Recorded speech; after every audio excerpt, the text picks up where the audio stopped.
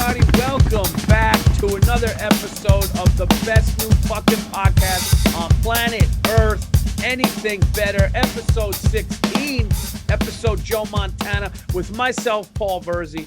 Bill Burr out in LA. We got the Greek freak, Andrew Themeles. We're raring to go. This is the post-Mother's Day show.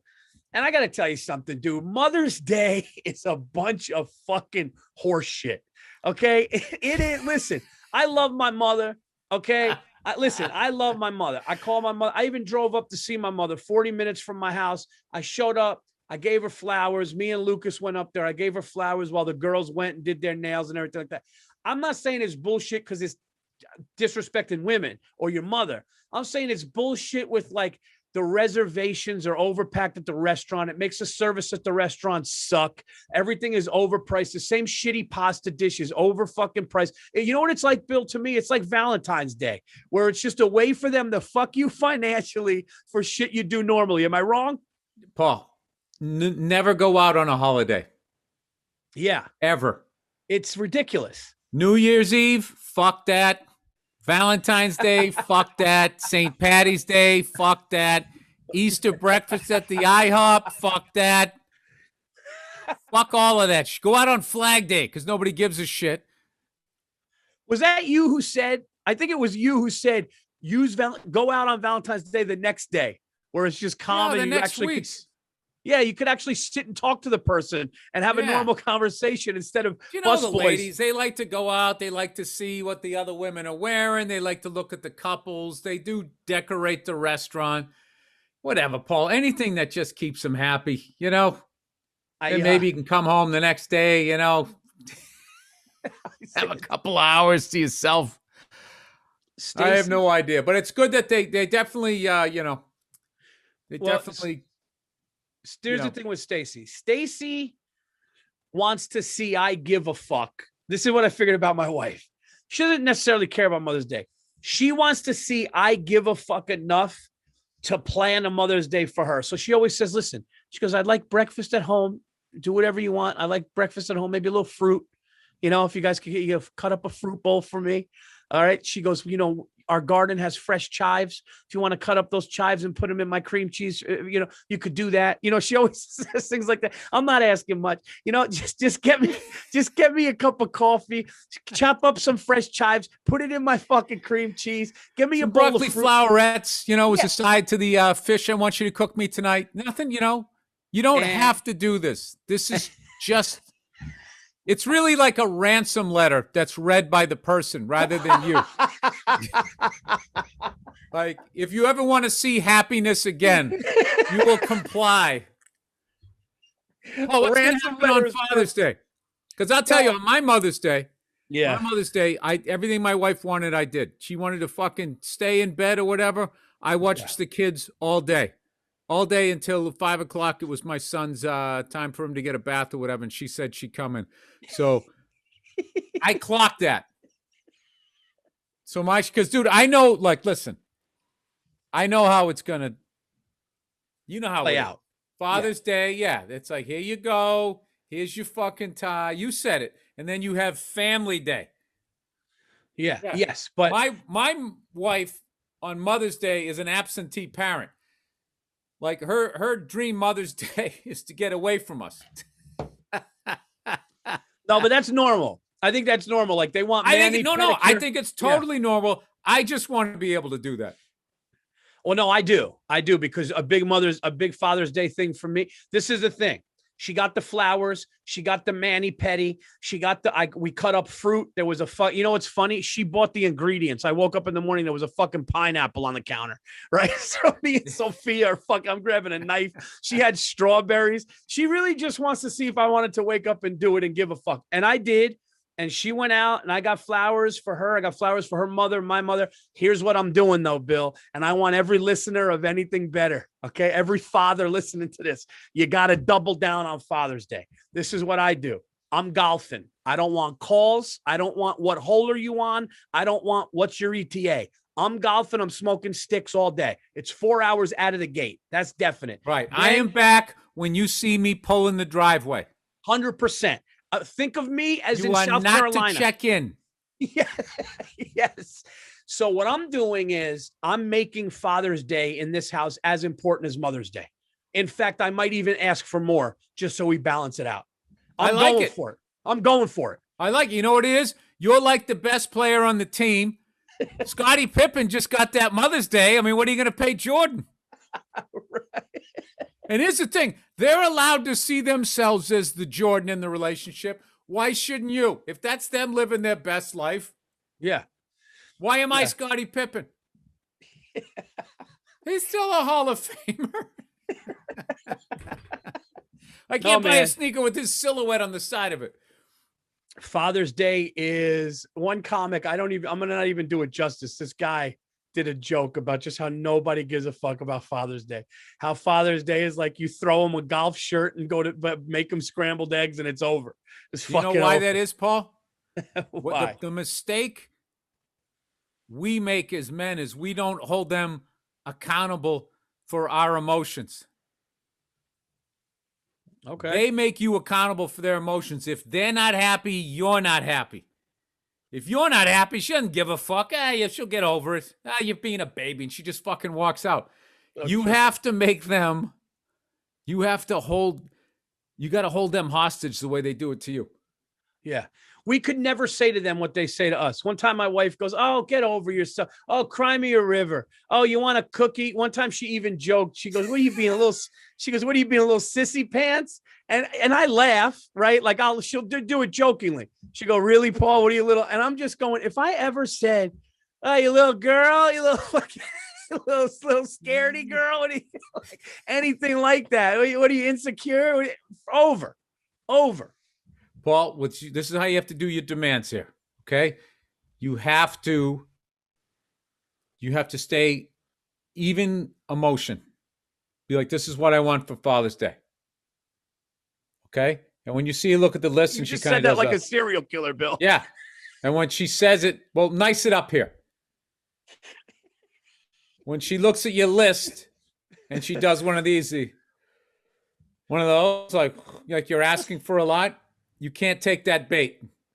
You just have to sit in the park. That's what I want. It's Father's Day. I'm a father. It's a day. Oh, Father's Day. It's my day. This is what I want.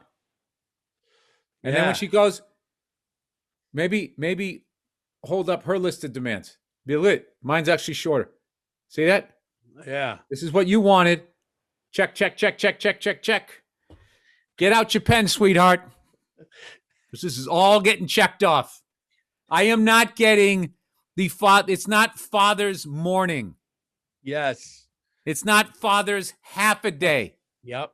It's Father's Day. Sun up till fucking sundown. My day. Yep. That's brilliant. You did start it like a serial killer. That would literally scare my kids if I go sit down. Here's what I want. Sophia Lucas, 64 days you got me, but today I don't even know you guys. Oh, that's guy bringing a lawyer. Listen, here's the deal. don't you don't say anything. You're just sitting there like this, just nodding. He's going down the checklist. I mean, you can't breach contract. You can't breach. You will be in breach. No, man. I actually had like it was actually really nice to just, I was like, I'm going to do it, because I thought she thought that nice. I was. It's nice to do something for somebody that you love. Abso-fucking-lutely. Yeah. It's also nice to have that same courtesy. Come back, we're playing tennis here. I hit the ball over. And can't just hold on to the ball and walk away. And like, the game's over because it's not your day now. She sat up in bed thinking I was going to fumble the ball. She was waiting for the turnover. You know what's so fucked up? And I guarantee you this is on purpose. I guarantee you this is on purpose. Well, you leaned up, Andrew. If they had any fucking brains, they would have put Father's Day in May and Mother's Day in June.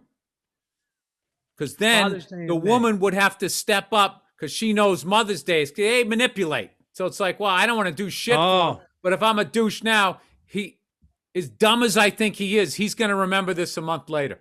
But the thing is they get all the fucking goodies first, and then they're laying there after the feast, and then you want them to get up and do something for you, Yeah, and that's how you end up with the card and a fucking tie tack. No, but that's what I'm saying. You're right about that, but that's why it's on. Listen, we're going last. We're closing the show. We're playing the last game of the season. It's our showcase. So that's why I'm making it bigger. Hold them accountable.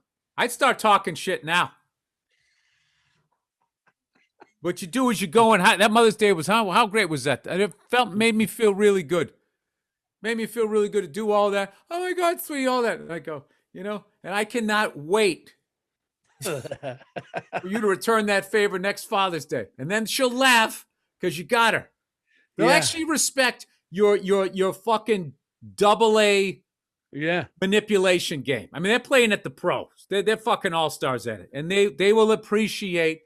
It's like seeing the first time you see a son throw a spiral when you try to manipulate your wife. It's adorable. Yeah. They got a sense of pride. Look at him. He's trying. This is my Father's Day. Yeah. Oh, right? Here we go. My Father's Day. There's a place out here where there's 3 places, right? I call it the Triangle of Death.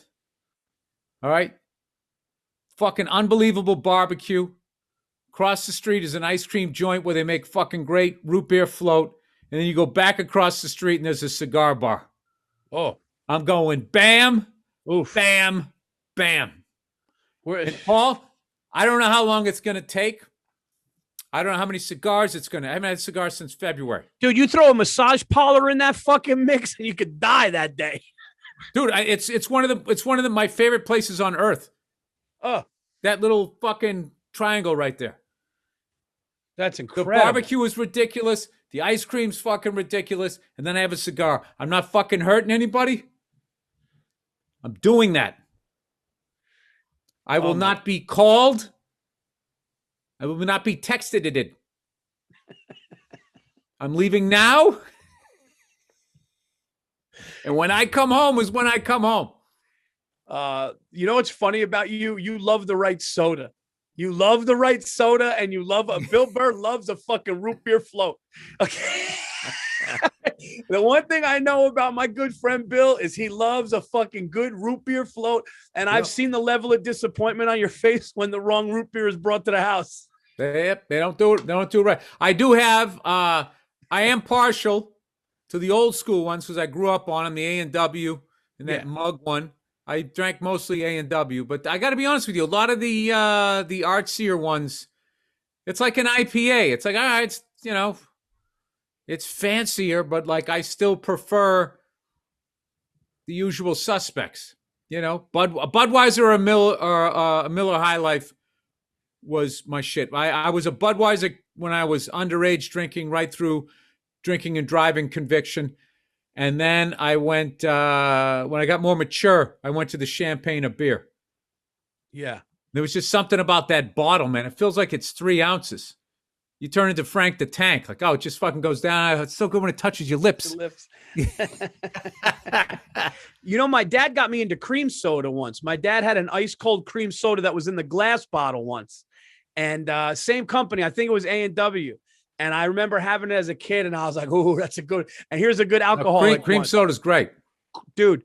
Captain Morgan and ginger ale tastes like a cream soda with booze in it if it's made right.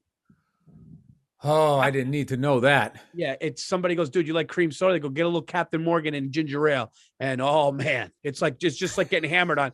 It's like getting hammered. I'm getting one after the show. Dude, anything's better with little Captain Morgan and ginger ale. Hey, dude, you like hanging out with your wife? A little Captain Morgan and ginger ale. You fucking enjoy it even more. Everything's fucking better. Dude, you like hanging out at the pool? Get a little Captain Morgan ginger ale. Shit, I didn't realize that. Oh, you mean to get mildly fucked up enhances things? I never noticed that. Oh man, Bill, I got something for you. And Andrew and Bill, you're going to love this story because it meant a lot to me. And I'm still glowing about it. Because my little girl, okay, for the people that don't know, I have 2 children. I have an 11-year-old son and a 9-year-old daughter. And she's got the Sicilian Greek thing that I have. She's me. And my son is my wife. She's got the vengeful, the heart, the nobody does me wrong, but she's very emotional. She's got the whole hug and kiss. She's me. She likes a nice piece of jewelry. You give her a pair of rings. She goes wild for fucking earrings. So she goes, there's a flag football league for little girls in this area, but it's not in our town. You got to go to another town, and the surrounding towns, like these girls play flag football from like ages 8 through 10. And Sophia played and really loved it and found friends and did it. But they basically sent out an email saying, guys, there's going to be a tryout for a travel team. And when we mean we're taking these 8 to 10-year-old girls travel, like we're going to go to Jersey. We're going to go to Connecticut. We're going to travel with these girls, and it's kind of competitive and serious. So we had to sit down with Sophia and say, look, this is a commitment. You're going to get on a bus. You're going to be with girls you don't know, maybe one friend, if that. And she goes, I want to do it, guys. I want to do it. And then we're like, all right, are you sure? And like, there's going to be 2 practices a week and some of the weekends. And she goes, I want to do it. My friend Sophie's doing it. I want to do it. So dude, come try out day. I pick her up from school. She gets in the back and she's got this look on her face. And I go, what's wrong, sweetheart? And she goes, I'm scared, Dad. I'm scared. She goes, I want to make the first thing that I try out for. So now I start getting really into it. Right. So I said, listen to me. I give her a pep talk. I said, listen to me. I said, you go out there, you run hard, you keep your eye on the ball. Everything you do as hard as you want to do. You do as best as you can do. And if you don't make it, it doesn't matter anyway. You never had anything else. So the only thing that you can control is your effort. And if you put 100% effort, me and Mom don't care. You make it. And she just got real. Yeah. She goes, yeah. And I go, yeah. That's a great speech, dude. I like that. I go, what you would feel bad about is if you didn't put 100% effort in and then you didn't make the team, but you do everything. So anyway, we get there. These little girls are there, the coach's daughters, the one who's like, she's like the sunshine of the fucking, hair, just fucking crushing it. I'm like, all right, she's on the team. Right. So I'm looking at, and now I'm sizing up these little girls going like, there's no one girl like tripping over her own foot. Like the ball came to her. She go like this. She's like, all right, she's out. She's not getting on the bus. Right. So now I'm doing process, but there's 26 girls. There might be some abuse in that house where an object comes at her and she's going like that. Like, this might want to call Child Protective Services. Yeah, she had like gloves on too. She had like football gloves. Like they threw it at her. She's like running from it. So like, all right, but there's 26 girls. I think they're only taking 13. So now I'm sitting there with the parents and they go, all right, first drill, line up. And Sophie looks at me and I go, just have fun, And I'm real amped up, right? So I go, we want to see how you throw. So we're going to have half the girls here and then half the girls. I want the girls that are catching to run 5 yards out and turn and just catch it, right? So Sophie's like 8th on line of like 13. So I'm just waiting. So finally she gets up and goes. And she's like looking at the coach. She's like really wants to do it, right? Dude, I swear to God, on my family, my daughter throws a fucking bullet spiral to this fucking girl's head. Perfect. And the coach just goes, wow. And I'm going, yes. I'm going, yeah. And the other mother goes, wow, that was good. Then they threw her 5 passes. She catches 4 of 5. And one she reached for, the one she dropped was a bad throw. So now I'm going, all right. And I see check marks being made by the coaches and stuff. And I'm going, and then I literally, dude, you're going to laugh. I looked at 2 parents and I go, if it's based on today, my daughter makes it. I got this. I swear to God, I looked at the mother of what I go, if it's based on today, if it's really about today, my daughter makes the team. How many times did you say if it's based on today? When Paul gets amped up. I just kept going. Based on today. If it's based on today. If it's based on today, she makes it. I go, if there's politics, we'll send emails. But if it's based on today, and dude, she fucking killed it. And then here was the kicker. They go, all right, we're playing King of the Hill. 13 girls in a mosh pit. One girl goes 15 yards back and has to throw it up. And then you have to just try to catch a Hail Mary with all these little girls. And then I can't believe they still do a drill like that. They probably consider it too hostile. I like that. Yeah. And if you catch it in the big fucking pit of girls, then it's your turn to go and throw. And they only did it like 6 times. You're going to marry a quarterback, right? Is that what it is? Yeah. Sorry. Yeah. So, Sophie fucking catches it. And the people weren't like the head people were looking over at the older girls. So I go, yo, she's throwing. She caught it, like it's, only 5. But I didn't do it like that. I was just like doing it to myself. And then I'm going, she caught it. And then they looked over and saw she was throwing. So they knew she caught it. Anyway, dude, the tryout's over. I run over to her, hug her. I make her brother go up to her. Lucas and her have a little thing where it's like, it's not bad, but like it's that sibling thing. And she looks up to him. So if he says it, and sometimes he thinks she's a pain. I go run. He runs up, hugs her, goes, you made the team. You made the team. And I go, Sophie. And I just told her, I said, I'm texting Stacy. And I just kept texting Stacy, crushing it. ... I'm just crush it, killing it. You don't even understand. I mean, I was like, it's a clinic. She's putting on a clinic, right? So I sit in the back and my daughter's blushing. She's glowing. And I just said, Sophia, I am so fucking proud of you. Okay. I didn't curse, but I said, I'm so proud of you.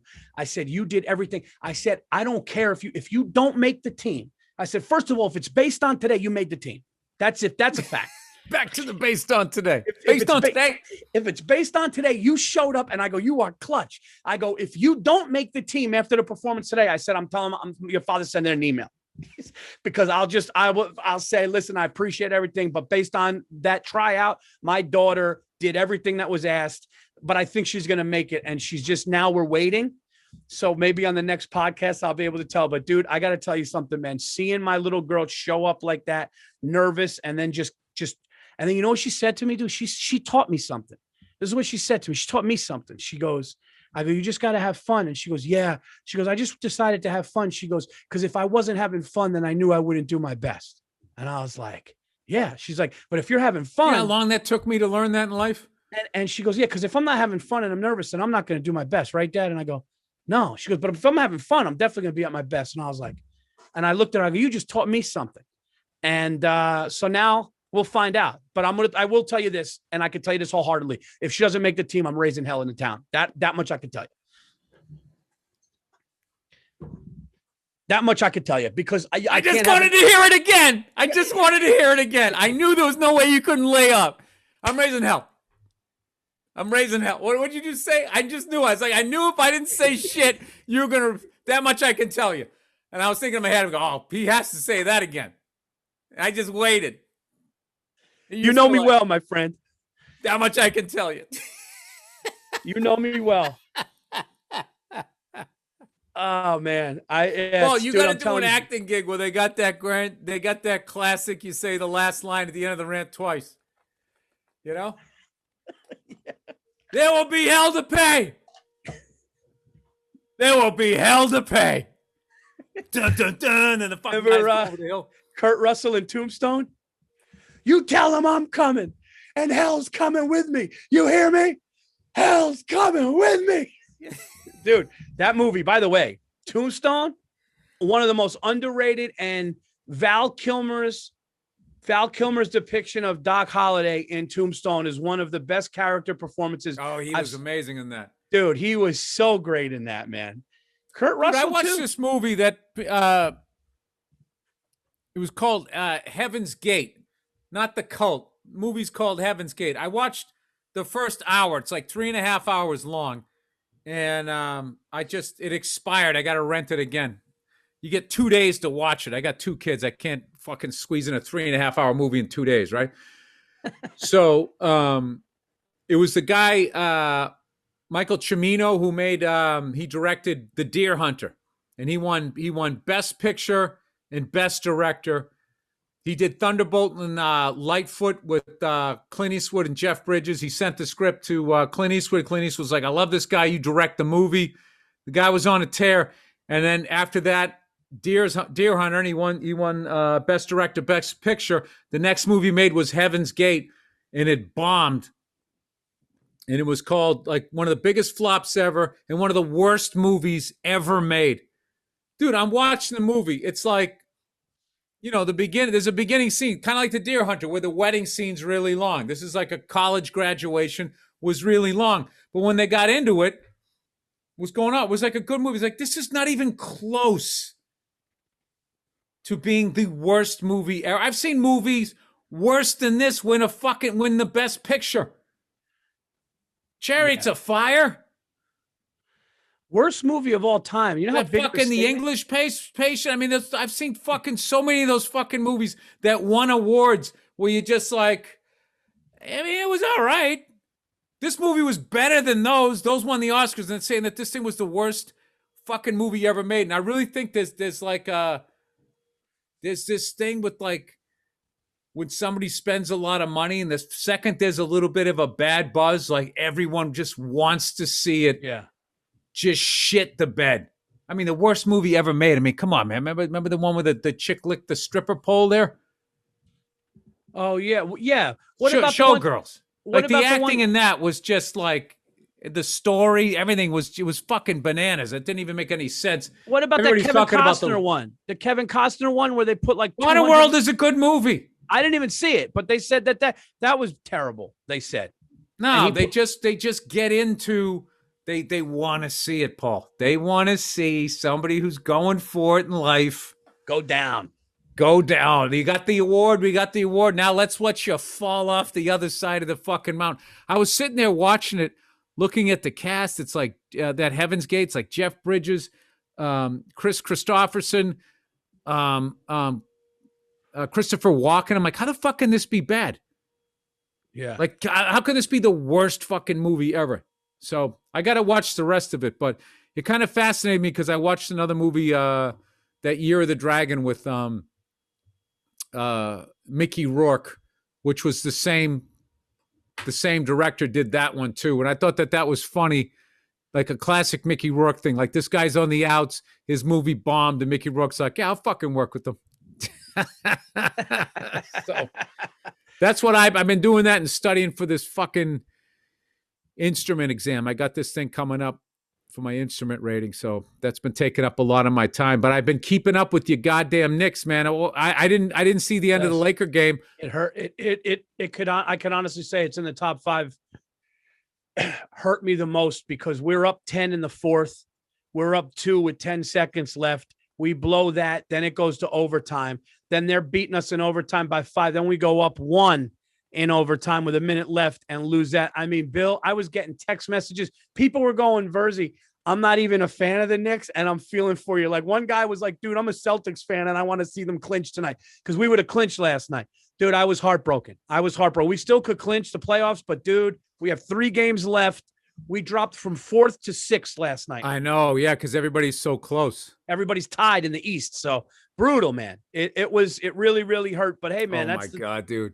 I swear to God, Paul, if you guys don't make the fucking playoffs the way you guys have been playing, look at the look of pain on your face, dude. No. You're such a true fan.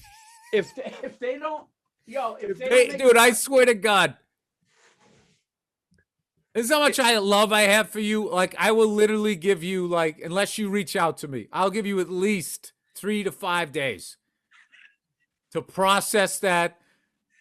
Do you remember back in the day before there was so much shit to watch when your team lost a bad one? Like, you just don't watch ESPN for a week. Yeah. Because now they're going to gas up. Dude, that year when the undefeated Patriots lost to the Giants, I didn't watch ESPN for 10 days. I was like, I'm not watching this. Yeah. I can't sit there. One of the most unexpected. I say, I can't. No. Especially because we played each other a month before and you guys scored 33 points on us and we only won by like 2 points or whatever the fuck it was. And they were acting I think like it was 38-35. I think you guys beat us 30. I was at that game. Yeah, 38-35. We got 35 fucking points, and a month later we were 14 points. I'll never get over that.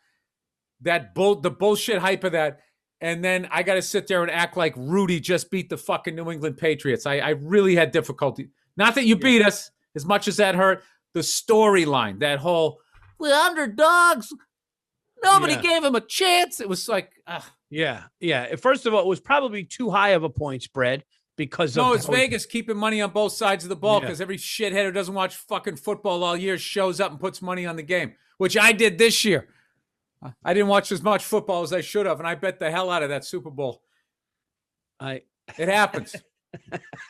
We gotta figure out steak dinners. I still owe you for the Super Bowl.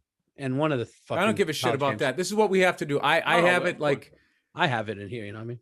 I know when you come out here, it's going to be my birthday and Father's Day. So I'm gonna pick a night because I know like both of those days, I'm not going to be able to get away because it's going to be family shit. Right? Not saying family is shit. I'm just saying I have to do family stuff. It's how I talk before people get all fucking upset out there. Wait, right? what's the date of Father's Day? Fuck, I got to figure that out. What's the Oh, date? no, you'll be back. I think you'll be. I don't know if you'll be back. I have no fucking idea. Well, yeah, either way, I'll work it out. But dude, It's going to be a night or a day or something. It's going to be you, me, and Bartnick, maybe a couple other characters, and we're going to figure out something.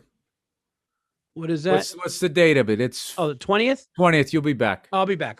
Yeah. Yeah, dude, that's gonna be. We're gonna smoke a couple of really delicious, unbelievable sticks. There's no chance Billy's getting back on the. You're not getting back on the booze, right? Are you going forever? Like, are you done forever? What are we doing here? Did you hang up the cleats? Are we gonna have to put your number up in the rafters? Or am I pretending to retire? And then I'm going to go sign with Tampa. ESPN goes, oh, he's coming back. He's coming back. And then they should have an ESPN for drunks. You're like the boxer who's on his second retirement. They're like, no, he can't lay off. I'll do the Jordan comeback. I got that itch again. With the Wizards? Got to scratch that itch. Yeah. Oh, dude, when we drank that Johnny Blue at your house, the first time. I still have most of that stuff because I quit so long ago. So I got some Pappies. I got some crazy vodkas that people have sent me, and they're just sitting there. So, if the Knicks don't make the playoffs, if the Knicks don't make it, and I don't know if I could do this. I'll do this podcast. It'll be you talking. My head will be down. I'll just be. How funny would it be if Stacy was just rubbing my back? I'm just gonna have a picture of you with your head in an oven with the Knicks logo on the side of it. Oh, after the defense that they've played and stuff. I mean, we still got, listen. Dude, what's going on with the 76ers? Everybody's talking Brooklyn this and Brooklyn that, and what's his face got hit in the face the other day. I mean, that was weak, dude. That was fucking weak. You fucking basketball players, man. Guy takes an elbow and he's just gone for the rest of the fucking game. What happened with the Celtics? I saw you guys had like 35 wins. How do we have 3 more wins than you? Did you guys have like a? We haven't consistently. We just haven't been consistently winning. Every time we start to get some momentum and going, then people get hurt. We had a while where Smart was out. Jaylen Brown was out the other night. I haven't watched him much in the last month. Got real busy, but we're kind of. We need. I don't know. I don't know what we need. We need maybe like a big man or something. I'm not good with hoop, dude. I just know I love the Celtics, and I love watching them. And Tatum and Brown are definitely our future. And Marcus Smart is just, the guy does all of this shit that doesn't show up on the stat sheet. I love the Celtics, man. And I hope, we can. I just don't want to sit there and be like, we need another piece, and we have to go buy somebody off of fucking New Orleans or one of these fucking teams that just gets harvested every 3 years. Yeah. It is what it is. But what do you think? Can the Sixers beat Brooklyn? They're not getting any respect. I kind of like that. I think that dude, everybody's even saying like that the way Brooklyn, one of the big, those 3 are hurt. Then another guy like takes personal time. Then another guy is like, they've never been on the floor together. I think Joel Embiid is really, really hard to defend on the Sixers. I think they have that kid, Ben Simmons, on the Sixers, who's one of the best defensive players. Doc Rivers is the coach. They have shooters. I think the Sixers can beat them, dude. I really do. I think the Sixers. Rivers is in Philly? Doc Rivers is in Philly. Oh, that series is over. I do not think the Brooklyn Nets are going to do it. And here's the thing. No. Somebody said, we're going to do a segment on anything better called Better or Worse, right? So let's get into that because it reminded me of it. Somebody just wrote last night during all the tweets. I was going the Knicks defense. Can you guys believe it? People were going, how good are they? And I just, I was talking shit. I got excited, Bill. But somebody goes, is there anything better than not hearing where Brooklyn at? Who said that? That goes, Anthony said that. I'm not going to say their last name, but Anthony on my Twitter said, is there anything better than not hearing where Brooklyn at? And he even said, no. The answer is no. I will be rooting for the Celtics, the Sixers, anybody to beat those rats over there at the Barclays Center. To Andrew, should we read some of these or what? Yeah, let's read. We got some people wrote in for anything better. Here's one. Is there anything better than waking up after a Friday night of drinking and listening to these two lunatics who you scarily relate to personality-wise and laughing till you cry? Nice. I got one from Philip, who said, "Is there anything worse? Is there anything worse than going to a food tourist trap?" He said, "We went to a place, undercooked eggs, undercooked pasta, bad service all around." Here's the only thing. Anthony is right. No, I'm not Anthony. I'm sorry, Philip. Philip is right. There is nothing worse, but you can't go to the tourist trap. I remember when I went to Austin, Texas, they were like, everybody's going to tell you to go to here for barbecue. Here's where you really go. So if somebody says this is the place, tourist traps, don't go. You got to know that. You got to kind of understand you're setting yourself up for failure when there's a line around the block for shit. Yeah, dude, and undercooked eggs is one of the worst things to have undercooked. Really? You say undercooked eggs, dude? I was in fucking, I still remember, I did my one and only time I ever did stand-up. I was in Wyoming, Cheyenne, Wyoming. I did a gig there. And just in the middle of nowhere. It was fucking hilarious because there was only one bar that was open afterwards. So everybody went there. So it was like oddly progressive. There was like the cowboy ranchers you saw. There were gay couples. There was military. And, you know, everybody joins the military. So you had every race, religion, and everything. It was fucking hilarious. But anyway, the next day, me and Dean went to this place. Had a drive-through window liquor store next door with a strip club in the back. And across the street, wow, this is all coming to me. Yeah, dude, it was dark. That was a dark place.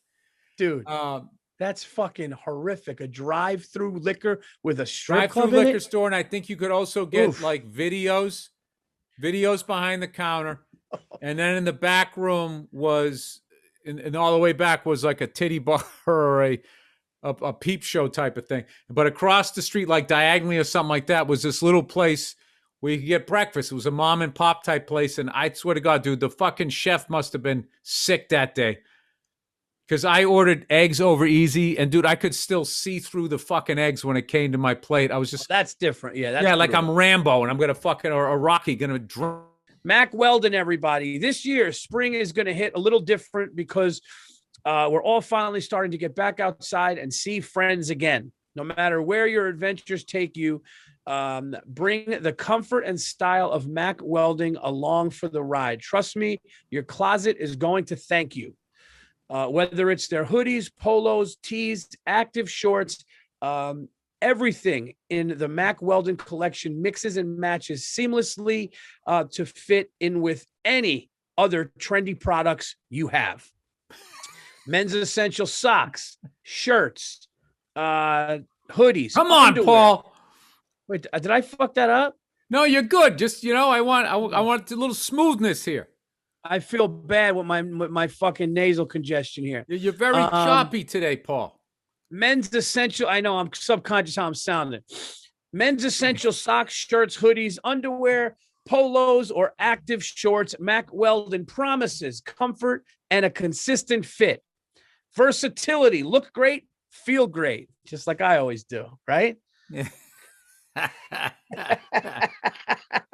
From working out, going to work, or on a date, Mac Weldon is for everyday life. Technology, wide range of customized fabrics that can keep up with no matter what your day looks like. Weldon Blue, totally free loyalty program. Level 1 gets you free shipping for life. Oh, I would go blue. You know, I would go blue. Once you reach level 2, by spending $200, you get 20% off of every order for the next year. That's a great deal. Guarantee Mac Welding wants you to be comfortable. So if you don't like your first pair of underwear, I know, right? Man's gonna. It reminds me of Leslie Nielsen. He goes, "Come on, can I adjust myself? A man's got to go comfortable." If you don't like your first pair of underwear, you keep them and they'll still refund, no questions asked. For 20% off your first order, visit macweldon.com/better. Enter promo code better. That's Max Weldon. I'm sorry, macweldon.com, MACK Weldon.com/better. Promo code better for 20% off. Mac Weldon, innovating men's basics. No, reinventing men's basics. What did I say? Oh, sorry. Renovating men's basics. No, and it's I didn't Mac say Weldon, Weldon. All right, Paul, put Mac your feet Weldon. up. I got this next one. All right. BetterHelp. What interferes with your happiness? Is something preventing you from achieving your goals?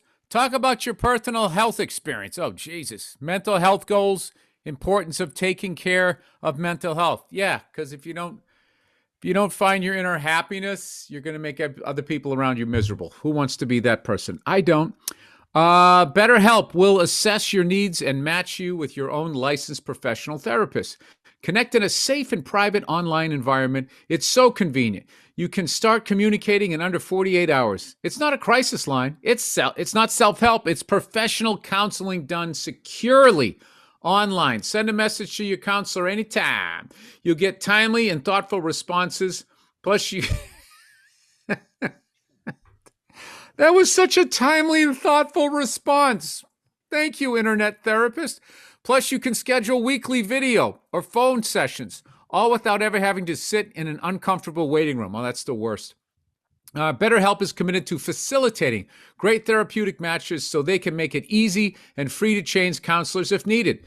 It's more affordable than traditional offline counseling, and financial aid is available. The service is available for clients worldwide. Find the particular expertise you need online. Don't limit yourself to the counselor located near you. Licensed professionals, counselors who are specialized in depression, stress, anxiety, relationships, sleeping, trauma, anger. Hello. Family conflicts, LGBT matters, grief, self-esteem. Anything you share is confidential, convenient, professional, affordable. Check out the testimonials posted daily on their site. Once again, it's not a crisis line.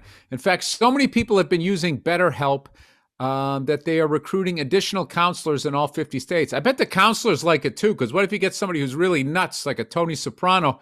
You don't want the guy knowing where you live. I want you to start living a happier life today, and I do. And listeners, as a listener, you'll get 10% off your first month by visiting our sponsor at betterhelp.com/anythingbetter. Join over 1 million people who've taken charge of their mental health. Again, that's BetterHelp, HELP.com/anythingbetter for 10% off your first month. All right. Lastly, but not leastly, people, it's Stamps.com.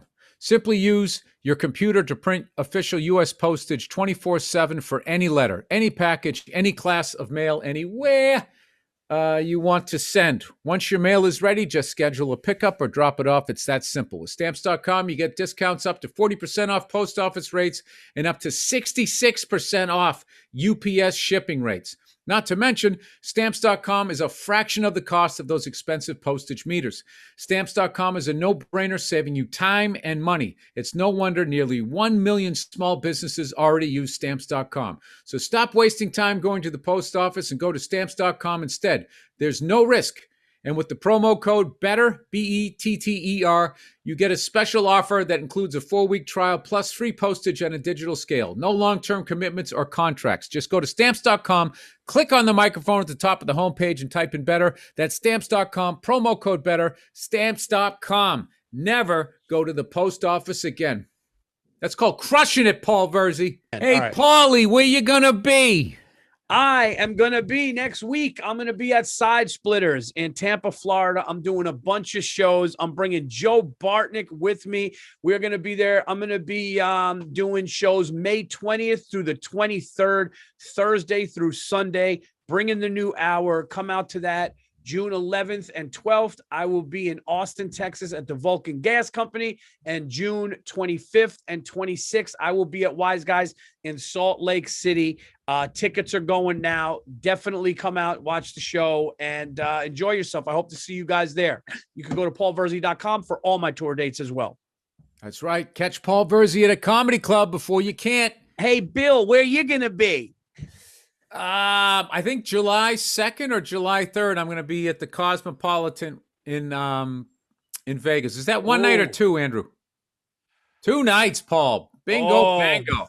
Oh, Billy Boy's getting back into the swing of things in Vegas. I'm getting the willies thinking about it. Oh, me now. I'm old now. I let the young people have their good time, and I'm not going to be that old, bald, orange freak, ruining their good time, hanging out. Oh, I always wondered what these DJ shows were like. I got a question for you. You're at the Cosmo. You did 2 great shows. You go back to the room. It's still somewhat early. You get a knock on the door. You open the door, and it's all Paulie Macanudo and Joe Bartnick going, Bill, come on, just for a half hour. Let's go play some dice. You going or not? I'm gone. Yeah, I'm going to go down there. Yeah, come on. That's great. I don't know if I would. I would actually stay. I'm really into just staying in the fucking room now. You would actually talk us into staying. You go, no, get cigars. Come I got a little balcony. I got a thing. I'll go fucking order a bottle. You guys can get fucked up. And Bartnick would go, stand on this balcony like Jack Lord at the beginning of Hawaii Five-0. And then Bartnick always is reasonable. He goes, guys, yeah, whatever you want to do. We'll go to the balcony. It's such an easy fucking guy. Stress. Actually happened to me. Somebody said, is there anything worse than adopting slang ironically, only to have it become part of your vernacular? So basically, be making fun of something. That happened to me. That's a great one, dude. It was a long time ago. I'm going to spare the details. But me and my wife were watching something, and this dude said to the chick, he goes, you liked it that. He goes, you liked it that, right? And then between us, it became liked it. You liked it that. We added an extra ED on it, and I was in a meeting with this agent. And he's going, oh, yeah, you just did this stand-up club. How was it out there? I said, oh, yeah, I liked it. I liked being to try and cover it. And I saw in his face, like he filled in a whole fucking backstory of just like, this guy's a fucking moron. And I'm not, just put it this way. I didn't get signed. It was over. They passed. I was put on waivers. We're going to do, when we do these anything better, anything worse, we should mix it up with sports, with whatever, like stuff like that. But this one was from Shavam. I don't know. That was what the name on the Twitter, whatever. But he said, is there anything better than laying down, listening to a Pryor album you've heard a million times and finding something new in it? Nothing. Oh. And that is, the other night I put on an old Richard Pryor. I might have been the one live in concert, I think. And I remember just going, oh my God, that was him who said that? That was him, and like all these extra things. So that is always the best. Even when you watch those comedy movies. I watched Naked Gun the other day. Leslie Nielsen. There's a joke every 15 seconds. And when you watch it again and again, you're going, I didn't even realize that he did that. Like I didn't even realize. It's too much. There's so many fucking jokes in that movie. I remember it was one of the greatest days.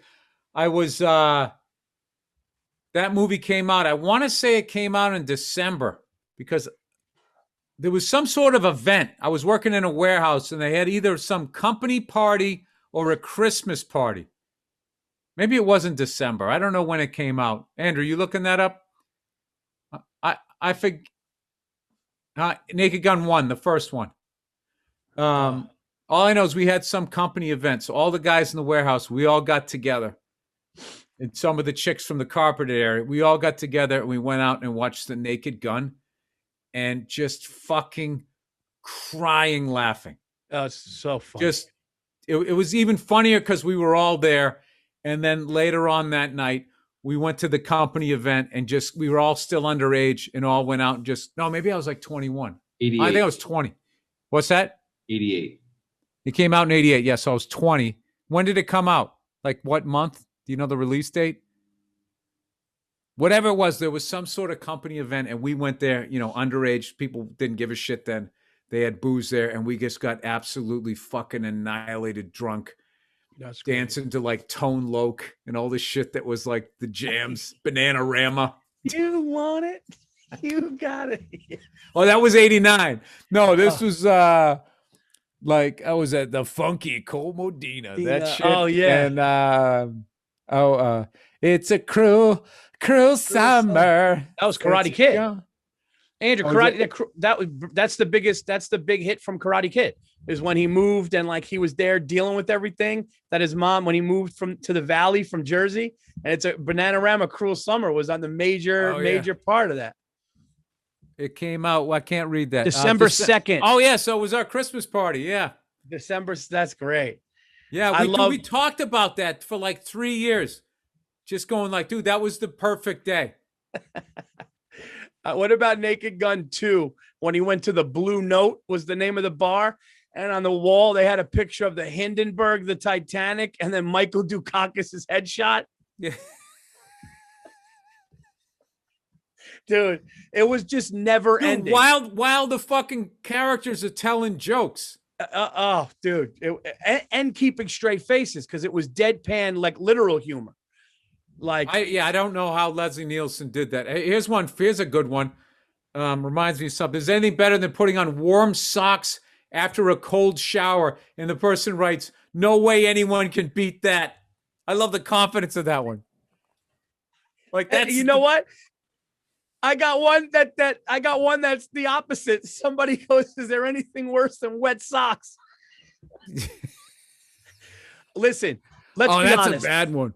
A good pair of a fresh pair of socks right out of the package on your feet after a shower it's fucking up there, man. I got one for you. Is there anything worse than sitting down at a diner and getting a sticky fork? No. Just the syrup from some other fucking animal is on it. Or even if it's you, the second it gets sticky, it's just, I literally will take the fucking water, dip a napkin in like I'm not drinking that and clean it. I will say, though, cold shower, though, is there anything better after you took a hot shower to then turn on the cold, fight through that? It sucks when you're underneath it, but that feeling after. That feeling after the cold water. That's a tough one, dude, for me. Remember we would do steam? Remember we would do a steam and then I'd go into the cold? And you would just hear me. I didn't even feel the cold water. I'd be laughing so hard.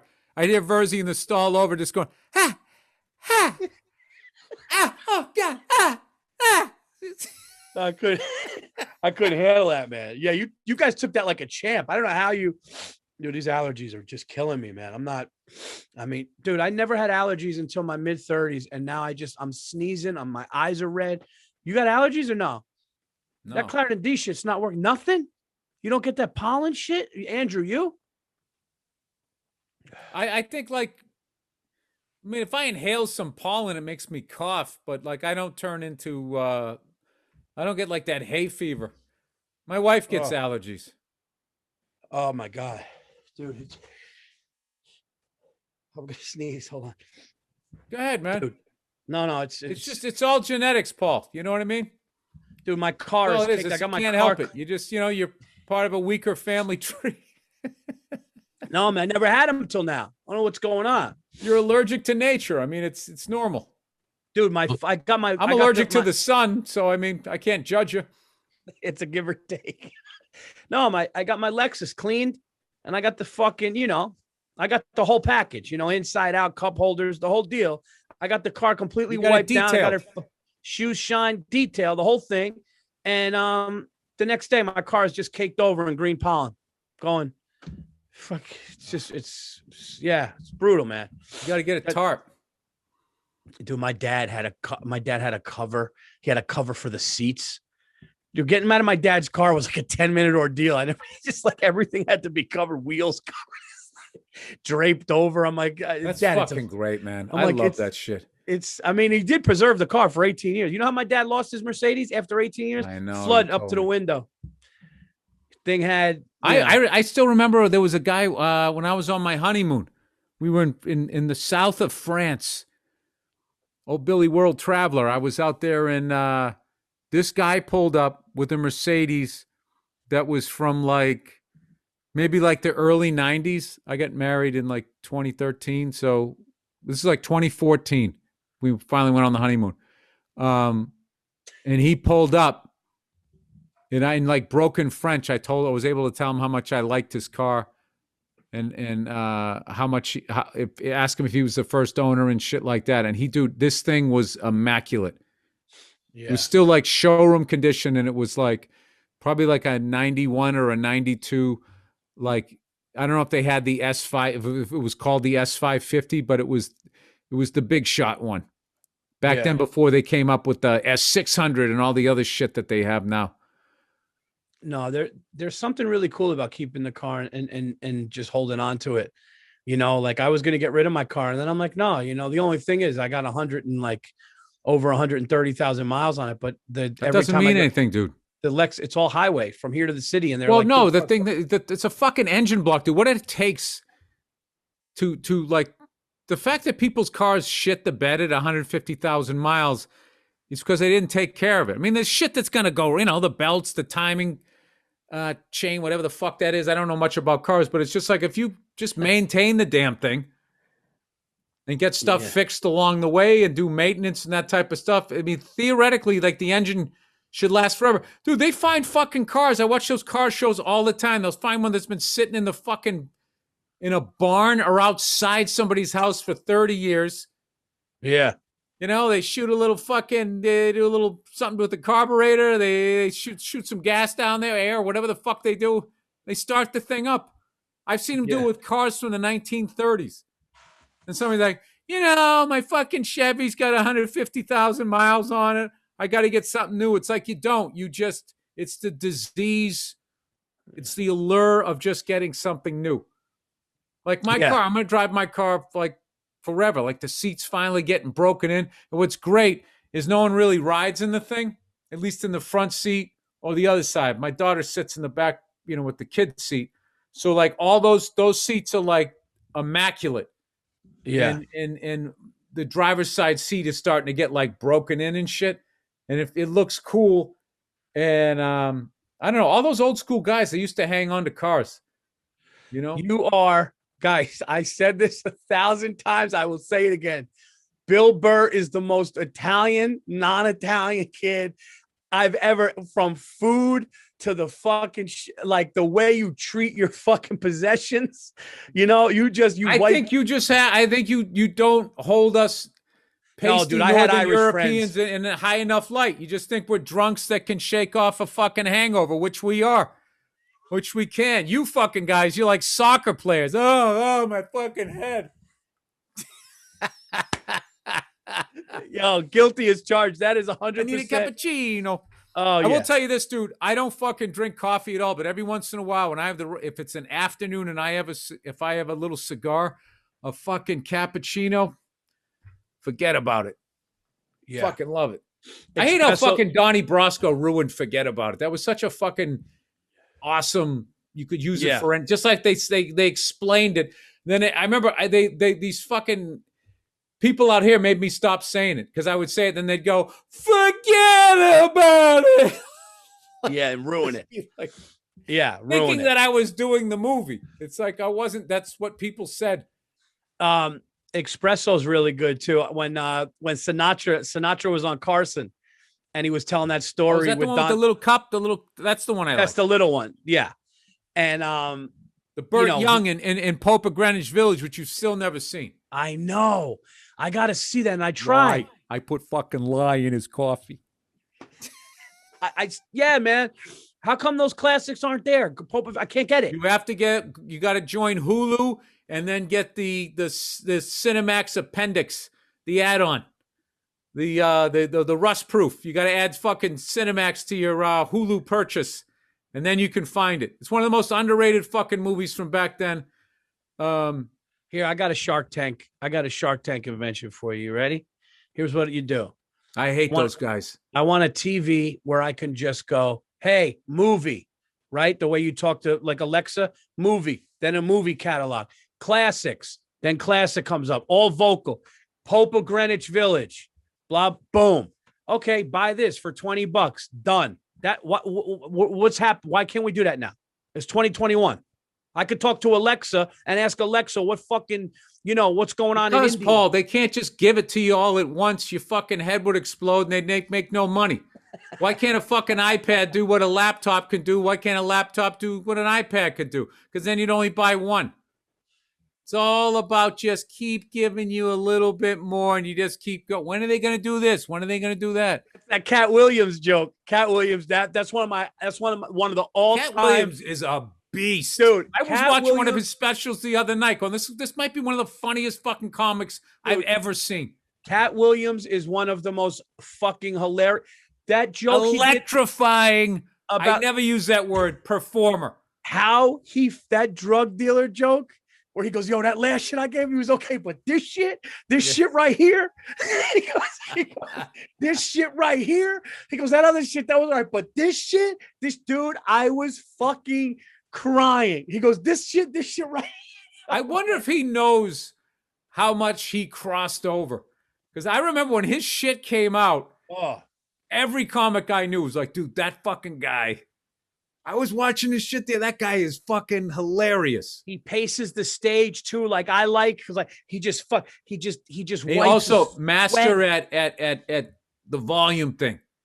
Master. He knows when to go down and then just fucking unleash that energy and just takes you on that ride, and then he lets you recover.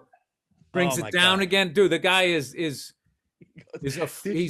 master. No, he's master fucking, comic. He's fucking great. He got this shit right here. He goes, it's always better than the last. That's what he said. He goes, drug dealers' new shit is always better than the last, which is so true. I had this funny observation where women because I'm going to Lucas's Little League game today. And mothers do this thing when they watch sports, totally different than fathers. And I got to put this in my act somewhere. But a mother can be like literally multitask, where they were going, oh my God, what did you do in the kitchen? Is that teal? Let's get some rice. Just going. And I'm just going, he better not drop the fucking ball. Like as a father, I'm just pacing. And I'm doing, and I got to put something there because the mothers get more of the game. Yeah, dude, you're watching the game like this. I'm watching the game like this. They're talking about where we going on vacation. How was the bedroom? And then they'll come off. Oh, come on. I didn't like that last pitch. I got to put that in there, dude, because like these baseball moms are fucking cool. They're like, come on. That wasn't a strike. Do you know how bad I want to go to a poorly attended day baseball game and just get fucked up? You know, I miss getting fucked up, but I can't. Hot dog and a beer in the hot dog and a beer in the sun at a not in the sun, dude. I would always look at the stadium map and I would make sure. I'd figure east, west, where's the sun? I had to be underneath, or else I would look like a lobster from my show that night. I would just sit there and just keep score. I fucking love that shit, man. What is the tannest you've ever been? I got to see what's the darkest you've ever been? Like, do you, first of all, the fact that you even suggest that I ever got tan. I mean, back in the day, I used to get like a brutal sunburn and I go to the town pool every day. So I would be surprisingly less pasty than this, but you just sort of just get like, I just would get a reddish brown. Right. What I did was I finally accepted that it wasn't going to happen for me. I let go of that dream somewhere my senior year, right after my senior year. I just was like, you know what? Fuck this. I'm not trying to, like, I was literally trying to be something I wasn't. As funny as that is, just trying to get a tan. And I don't do it, but it's also why I don't look like I'm going to be 53 next month, but I like to think I don't look, my face isn't all fucking wrinkled up and shit, because I did pretty much stay out of the sun. You're going to be 53, dude. I met you when I was like 26, or I met you like a week before my 27th birthday. How much am I? 10 or 11 years older than you? You're like 10 and a half years older than me. All right. So you're like 10 and a half. Yeah. Cause I felt like I met you. I was 37. You were like 37. Cause I opened for you. No, it doesn't make sense. I had to have been older than that. No, I opened for you at the Stress Factory in 07 and you were 38. No, I was 39. No, you opened for me because my HBO special just came out. That was 05. So you were younger than that. No. But then we didn't hang out after that. Well, I met you in 05, but then I opened. Then in 07. That you called the first time. This is a cool story for the fans of the show. The first time me and Bill ever spoke on the phone. It was a true story. I was in Jersey going to my mother-in-law's, and it was winter. It was cold. And no, I'm sorry. I was home. That was another time. One time you called, you go, hey, I know people call around Christmas, say Merry Christmas. That's not my style. That was funny. That was when I was in Jersey. You said to me when I was home once, you go, all right, man. I answered the phone. You go, hey, Paul, how you doing? Bill Burr. It was like 07. You go, now you said to me that New England Patriots have the best offense you've ever seen. And then just went off for fucking 30, 40 minutes telling me about that. And I remember going, wow, man, this guy's really into sports. And I thought it was hilarious. Yeah, that's right. The undefeated, because I was telling you, I'm like, they're going to lose. That defense. I was at that game. Yeah, I was at that game where Brady got the record to Moss's getting the record. So it was most touchdowns by a quarterback in a season to most receptions by a wide receiver for a touchdown.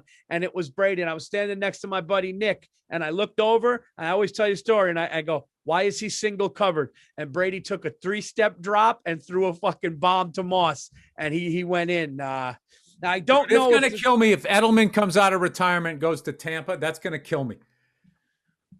Why? How so? Why would it kill you? Just because you don't want another guy that was on you want him to just. Yeah, in a perfect world, they all would have stayed. Okay. I mean, I can't get I'm not going to be literally mad. I'm not going to be mad at him. I'm just saying, as a fan, it's going to kill me. Do you feel, as a fan of the New England Patriots and Tom Brady going to Tampa and winning also solidifies you having the greatest quarterback of all time?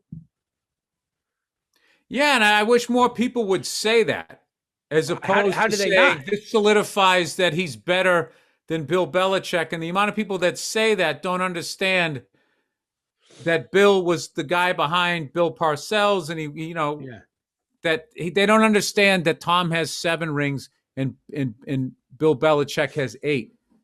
And they don't understand that this guy's been winning Super Bowls since 1986. Nobody's done that, dude. Nobody won in he won in the 80s, he won in the 90s, he won in the 2000s, and he won in the teens. He won 1 in the 80s, 1 in the 90s, 3 in the aughts, 3 in the teens. I mean, he's just always. Now we just drafted this kid from Alabama who seems like a Bill Belichick style quarterback. So we'll see what he can do. I mean, Father Time, man. I mean, Belichick's like 70 years old. Dude, you know who's the oldest coach in the NFL? No, who's that? You want to talk about a guy who looks great for his age? Pete Carroll. Yeah, because when Carroll's you don't like have 70 years old. Sociopaths that without guy would a conscience. Square up with you in a bar. No, sociopaths without a conscience don't age. That guy's a fucking weasel, man.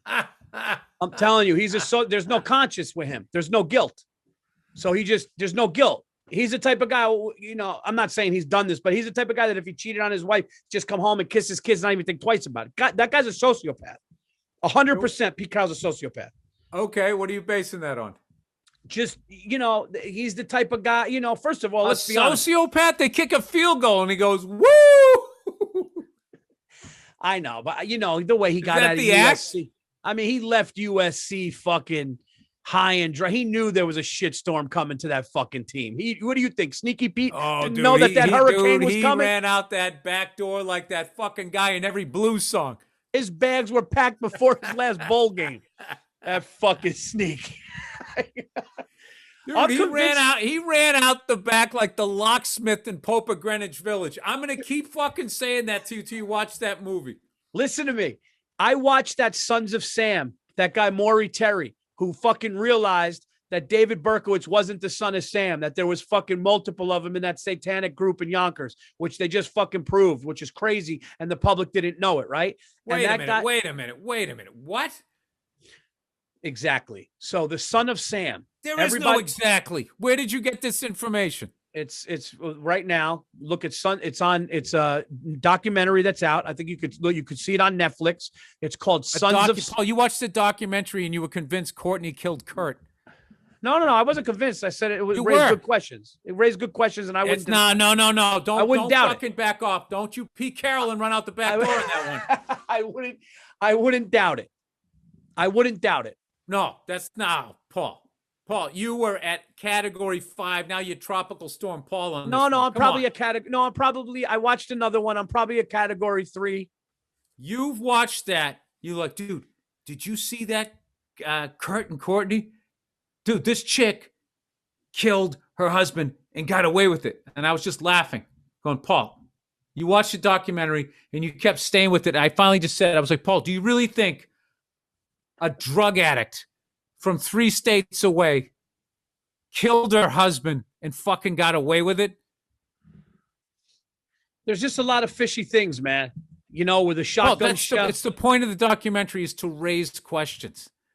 Okay, and be like, well, what about this? And then play that synthesizer, and it makes you go like, is there somebody in the room with me? And all of a sudden, well, the Sons of Sam thing was proven. Like this is not up for discussion. This happened.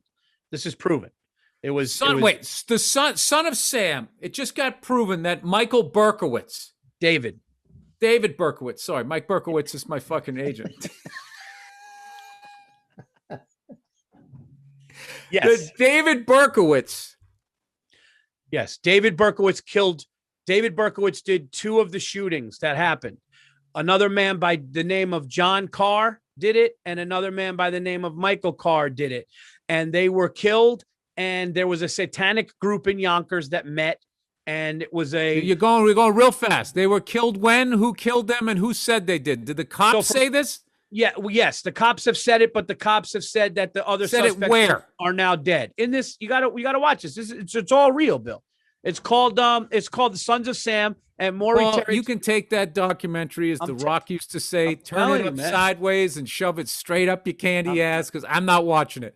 It's 100% true. It's not 100% true. It's 100% a documentary you watched. You just said like you just watched that on the fucking nightly news. You watched the documentary.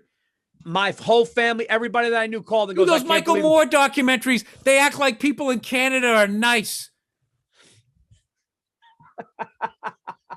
Those fucking guys lose a playoff series, they burn down their city. It's ridiculously racist. In Canada.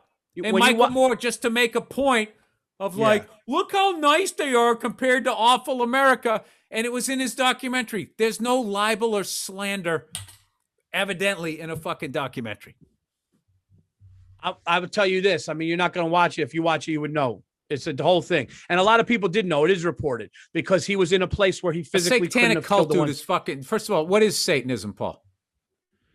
What do you mean? What is Satanism? Satanism is it's basically the opposite of a Christian group. They do terrible things. They worship Satan and Satanist acts. They don't.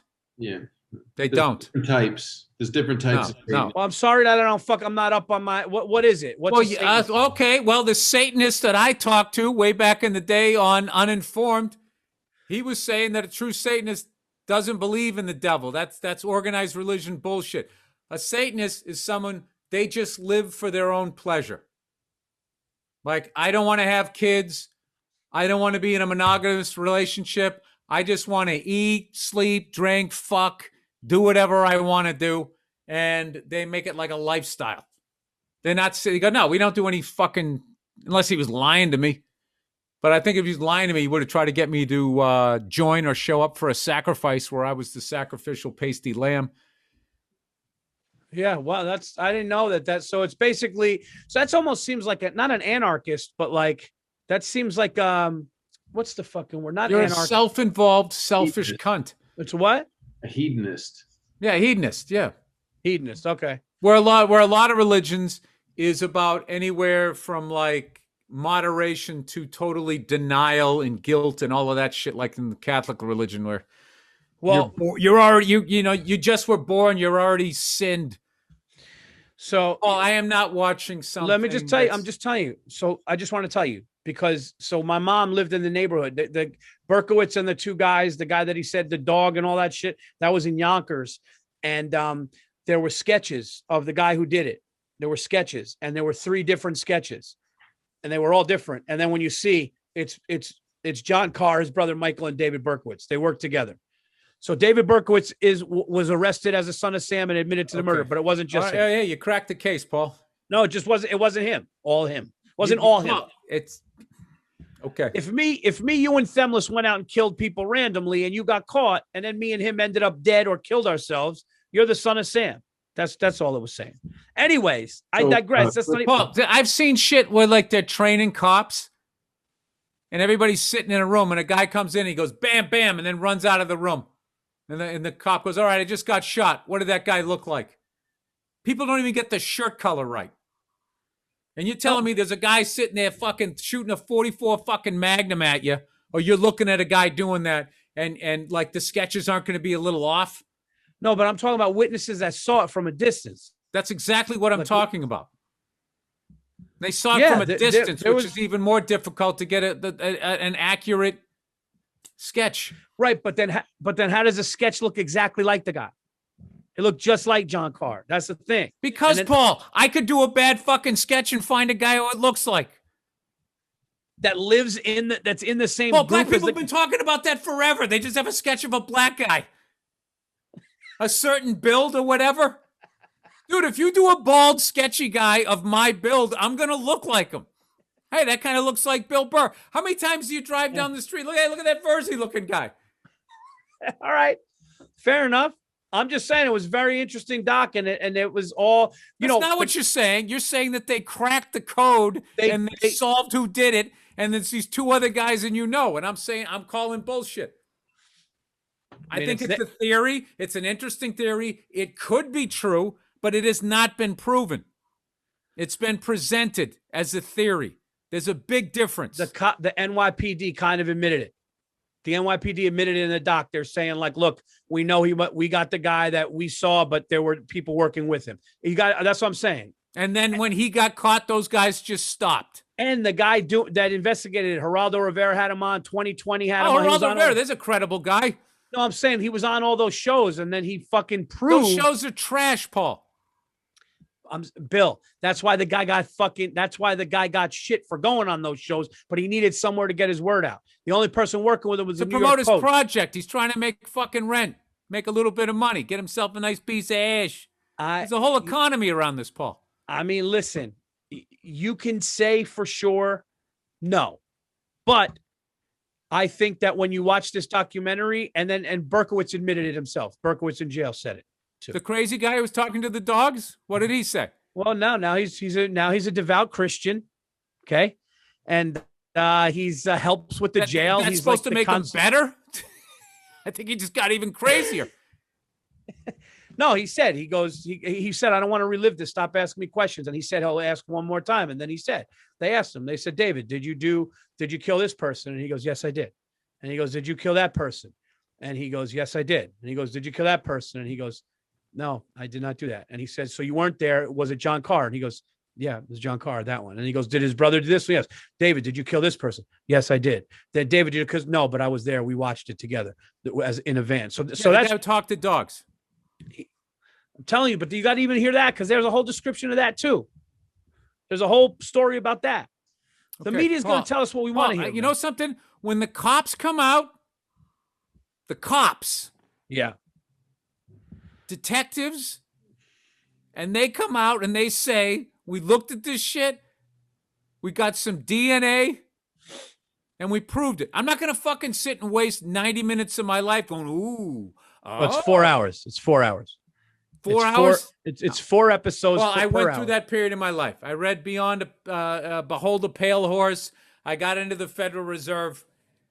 It's just I remember bunch of people saying crazy shit, Some of it's right, some of it's wrong, half of it's right, half of it's wrong. And I'm going to be 53 years old, Paul. I'm on like the 13th hole here. I don't have time to watch some fucking jerk off who's trying to make money off of me, trying to, and like your proof is that you're going to talk to a guy who listened to dogs who went around and shot people. No. The guy's dead. The guy died years ago. Rest his soul. He died. He died a long your time guy ago. that you're saying, I did this, I didn't do this, thought a dog was talking to him.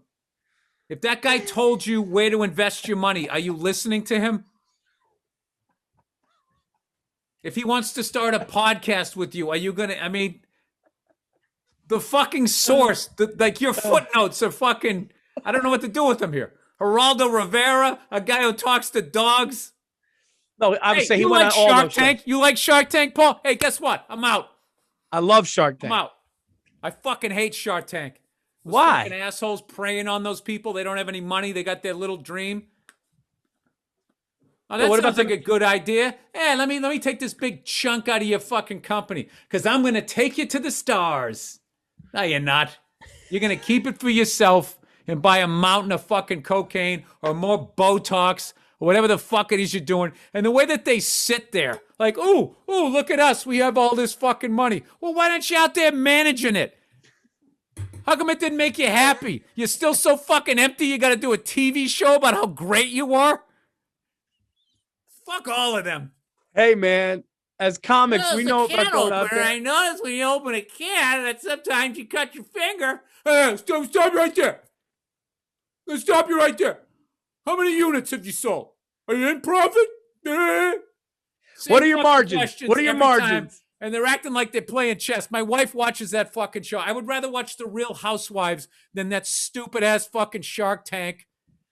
Mark Cuban with his dumb dyed hair. Listen. Guy's in his 60s. He's got jet black hair trying to be the next fucking, what is that fucking guy? Dick Clark. Listen, I like Times Square. I was with you until you said you'd watch Housewives over it. Come on. You're going to watch some fucking cunty chick who got fucking injections in her fucking tits or whatever, yelling that her husband didn't buy her the Range Rover she wanted, calling her neighbor a cunt. Who's she hurting, Paul? Who's she hurting? She's not buying your dream. She's making an ass of herself. Maybe she'll have a makeup line. I'll tell you, she won't have shit if she talks to those fucking assholes because they'll buy up all of it. All right, here's what I'll do. I'll give you the 250,000. I want 44%.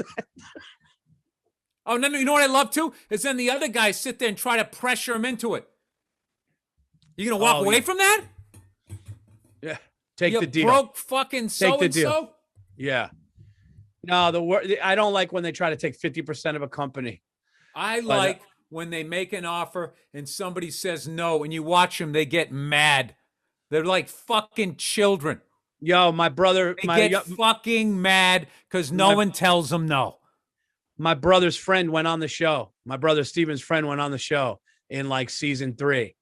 And he asked for $2 million. He had this company that was like, when you put in a search engine, something like they help put what you want for some fucking thing, some crazy tech company. And he asked for $2 million. And they offered him the $2 million, but for too much money. And my brother's friend too much of a percentage. I mean, it's too much of a percentage of the company. They wanted too much of the kid's company, but they said they'll give him $2 million. So he goes, that's too much. That's too much. And he goes, will you do this? And they go, no. And then he just goes, and then, they were going, we're giving you $2 million. You asked for $2 million. He goes, it's too much of the company. He goes, I'm sorry. I'm going to have to respectfully decline. And he walked out. That's awesome. We give you money.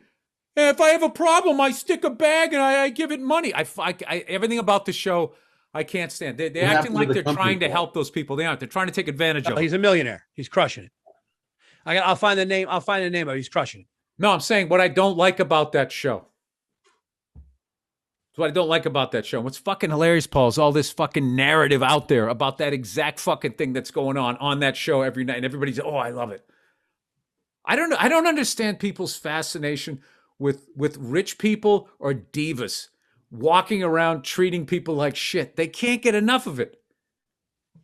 Yes, queen. Yes. She's just fucking strutting around the stage like she's better than everybody there. It's just like, what fucking self-esteem do you fucking have It's like, sing the fucking song, you asshole. That's what I paid for. I don't It's need to like why watch you Jake prancing Paul. around like you fucking cured cancer. Yeah, we're living in a time where Jake Paul is fucking fighting Floyd Mayweather. His brother's fighting for like $100 million, man. And people want to watch it. You know? I mean, you know, there's always been the freak show at the circus. So, I mean, if that's what the fuck you want to watch, go ahead and watch it. But like, you're not getting my money. You're not getting my money, dude. If I didn't pay for Floyd Mayweather versus fucking Conor McGregor, what was that? $200 people paid for that? Ugh. Remember that? Remember Jackie Moon? They should have been in court the next day. Yeah. But you know what it is, though? You go to your friend's house, there's 10, 15 buddies there smoking cigars. You all chip in the 200, so it's $10, and people watch a fucking So, shit Paul, show. anytime you got a bunch of friends over there, I can walk into your house and take $200 worth of stuff, but it's okay because you're hanging out with your friends. Well, are we and being not only entertained? that, I presented you as a good person, that I was going to go in there and do something nice for you. Yeah, but that's different because you're not entertaining me. You're taking shit. Okay. Huh? All right. I would argue that they came in and he held the other guy up for fucking 8 rounds the same way Conor would have held him up if they were doing MMA rules, and he took $200 out of your fucking pocket. And he went out and bought another incredible suit, and that guy went out and bought another white Ferrari or fucking Lamborghini or whatever. I saw a Lamborghini the other day, dude. The license plate said entrepreneur on it. How funny is that? Just in case you're wondering how I got the car. I mean, isn't it enough that you have a Lamborghini? Like, just imagine, dude. First of all, you get a Lamborghini, the kind of woman that you're going to attract. And then just say there's a few good ones in there. The fact that your license plate also says entrepreneur, I mean, they're gone. They're just like, this guy's going to lose it all. He has it, but he's going to lose it. I better get a prenup by the end of this date. Yeah, I don't know, man. I get entertained by it because I like to guess if they like the company. That's what I do. I like to guess if they like the company when they walk in. When like they give the presentation of what the company does, I like to go, all right, this one's not going, or this one, someone's going to want this. But Paul, it's a fucking show. You can watch it if you want to. Paul, no, listen, I'm just entertaining. That's all I'm doing, Paul. Okay. Who am I? Who am I? You know, I'm just some bald freckled cunt. You missed my Jackie Moon reference. He goes, me, Jackie Moon, wrestling a bear. Come down to the arena, wrestling a bear. Remember, he needed money. I haven't seen that. I haven't seen that whole movie. Oh, semi-pro? Yeah. Suck my cock, I'll murder your family. He goes, you're right. He goes, what'd I say? What did I say? You said S my C. All right, man. I guess we're going long here, right, Andrew? We're going long, Paul. Well, I got all stirred 16. Up. Here I am thinking I'm in control, man. Hey, you know something? If you like Shark Tank, God bless you. All right? No. You think David? You're entitled to that. But I will tell you this. I don't think I needed to shout about it, Paul. I know this for 100% fact. I know this. If you did, because I know you, and I know you're a smart, intelligent person. If you did watch that, don't fucking patronize me. If you I'm not selling me. I'm not. If you did watch that doc, you would know that what happened in Yonkers in 1977 to 79. That's all. What was going on? I would know that guy's theory. Well, you're acting like it was presented in a court of law. People looked at it. It was examined. And they came to the conclusion there was DNA proof without a fucking doubt. You watched a documentary. But I got to tell you, man, I don't want to give it away. There was DNA proof. There was DNA proof at the end. And that's how Can I ask you a question, Paul? That's how it closed out. When I asked you 20 minutes ago if there was DNA proof. Oh, did you? I didn't know. I didn't hear you. I'm sorry. I didn't hear you say that. I really didn't hear you. I'll tell you this, Paul. I'm still not watching it. Because that should have gone national. You were. That's like when I love when they fucking sit there and they go, they just said, there was a UFO that was actually a flying saucer. They just said it. They just said it. Yeah. And what I want to wonder is like, where is everybody running around freaking out? Does the Pentagon feel stupid now? After all those years, they're like, we can't tell the public this. They're going to lose their minds. Yeah. And then they go, that thing, we have no idea what the fuck that was. We have nuclear weapons and we were afraid. And people are like, all right, okay. I got into an argument with my brother with that. My brother goes, because people would freak out. One of my brothers goes, people would freak out. I go, no, they won't. I'm not going to freak out. If you just say that you saw something, like what's going to happen? Are people going to be running in the streets? Like, That's not how people handle things, Paul. Everything is a term paper. People are not going to freak out about a fucking UFO until it lands and people get out and start doing shit. You want to do a drive-by in your little fucking thing that can stop and then go on there? Hey, whoa, have fun going back to your planet. I don't give a fuck. You want to look at me? Fucking sitting there with a dumb look on my face, smoking a cigar on my back porch. I don't fucking care. You land and you start doing shit. Yeah. And it turns out all those Tom Cruise movies, he can't actually do that shit. And I'm on my own. That's when I get scared. If I see a Martian walk out a fucking UFO, that's when things change. That's when now, things. Here's my question, Paul. You got a gun. Do you shoot it? No, I would try to talk to it real quick. I would try to see. You got to think what you're setting off. You kill one of their boys, they can't have that. Because then the other Martians are like, hey, man, I heard you went to Earth and it didn't go so well. Didn't kind of go down there in their little fucking cars and shit. I would be like, yo, you guys speak. First, I would just be like, yo, you guys speak English? And I have hands up. I love that you go with slang first. Yo, what it do? Yo, what's up, kid? Yo, you guys speak English? Yo, kid, you guys speak English? What are you going to say to it? Are you going to kill me? I would just have to think. I would just put my hands up so they knew that I wasn't, and I would go, I would say. But how do you know that means that to him? How do you know in his suit that if you go like that, guns don't come up his green sleeve and then you fucking go? Well, I mean, what do you do if a Martian starts walking towards you? You got to be like, you speak English? No, I don't want to hurt you. Like, what would you do? Scream in terror and hope it can't run fast. Yeah, I mean, I don't know, dude. I think they would. Well, I got a wife and kids, so I mean, I got to sacrifice myself. I got to run at it.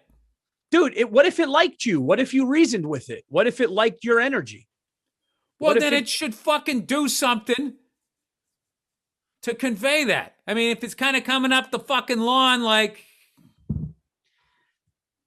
dude, I tell you what, if it's strolling up like the Terminator, dude, the thing about it is what if they come from a totally peaceful, fucking planet, and then they come up and they get their green head fucking blown off, and then they come back and we teach them violence, and they're coming back like, what the fuck was? What the fuck is this?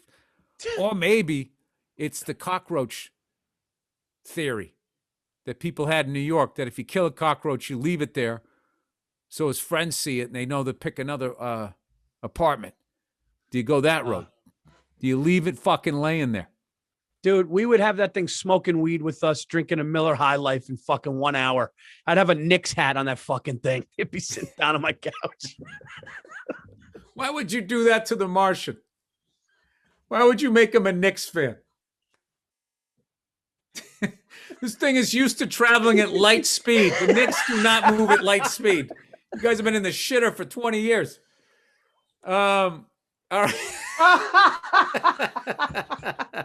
Yo, somebody Photoshop me sitting on a couch next to a Martian in a fucking Knicks hat, please. Oh, we got some artwork coming out, right, Andrew? We're gonna have artwork. We're gonna have we also gonna have some merchandise for anything better. That we got some cool merchandise that we're gonna be selling. And yeah, guys, so Thank you guys so much. Please rate and review Anything Better. Go get us on iTunes, Spotify, everywhere that you get your podcasts. We appreciate all the comments, all of the high ratings and stuff like that. It helps out. So check out the Virzi Effect podcast, Monday morning podcast, all of our Hey, YouTube how come David channels. Berkowitz during his trial wasn't going, I didn't do all of those. Hey, guys, I'd love to take credit for all of those bodies, okay? But, let the record show. But he did. I'm going to, you're not going to watch it. You got to watch it because he talks in it. He talks in it. I've seen enough of those. And every time I watch them, I get convinced of what I've never watched a documentary where I wasn't convinced of what they wanted me to be convinced of. And it's really not a documentary, Paul. It's an op-ed piece. But this is, but there's no real difference in this. Like, a lot of what this is. A lot of what this is. This kind of just answers why it happened and how and where. That's all. You're not learning anything different. Paul, other than I made a huge mistake bringing it back up again, and I want to apologize to you and all the listeners. All right? This has been another. As soon as we're done recording. No, this has been another great episode of Anything Better, episode 16. And I want listeners, if you've seen that documentary, we're going to play a little thing called Convince Bill. All right? If enough people write in, I will watch that fucking thing. Okay. And Paul, you know me. Right? I know. And you know what? Now, when somebody says, you know me, you know that they're immediately going to say something that's completely untrue about themselves. That's why they have to preempt it with, you know me. No. You know me, Paul. I will apologize and say I'm wrong.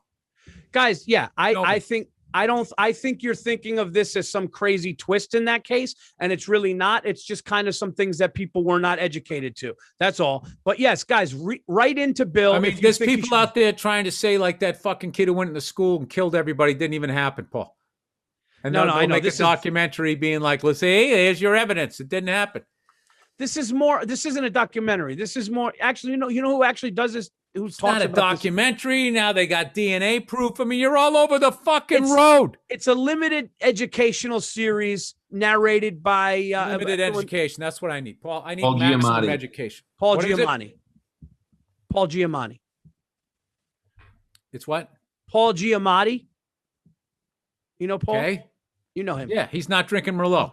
He's in there. He talks in it. He's the narrator. Shit. Well, there you go. I mean, he's the guy who's been cracking murder cases forever. Oh, you should have said that from the beginning. That guy who acts in movies, the cops couldn't crack the case, but the guy who's not drinking Merlot could. Oh, I get it now. All right. Well, hey, sign me up, Paul. Sign me up. I got to go to my son's Little League game. Guys, it's such a fun episode. As always, like I said, check out Bill's tour dates. Check out my dates. I'm going to be in Tampa. You guys will get all the plugs after. Tampa, Salt Lake City, Austin, paulverzi.com. I'll be in Tampa next week at Side Splitters. You guys are great. Till next week, we are out of here. Talk to you soon.